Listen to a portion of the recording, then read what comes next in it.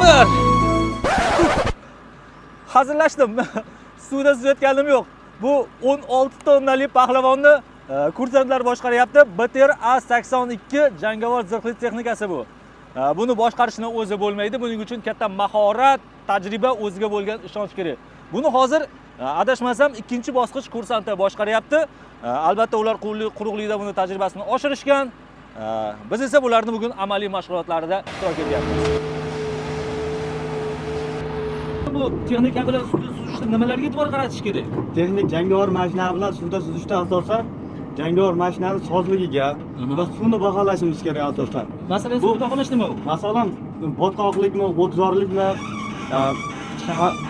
suvni chuqurligimi qanday, chuqurligi qanday.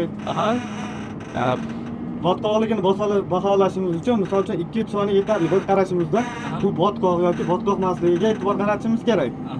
Bugungi suvda suzayotgan mana bu suv havzasi ichida biz ketayotgan suv havzasi qanaqadan iborat? Bugungi suv havzasi o'tzor va salgina botqoqlikdan iborat. Botqoqlikdan astaroq, sekinroq yurishimiz kerak, harakatlanishimiz kerak. O'tzorda manevr qilib aylanib o'tishimiz kerak bo'ladi. Suv havzasini baholashimizda 3-4 soniya kifoya qiladi. Bir qarashimizda baholab qo'ygan bo'lishimiz kerak. O'tirganimga kichkina ko'rinyapmanmi deyman.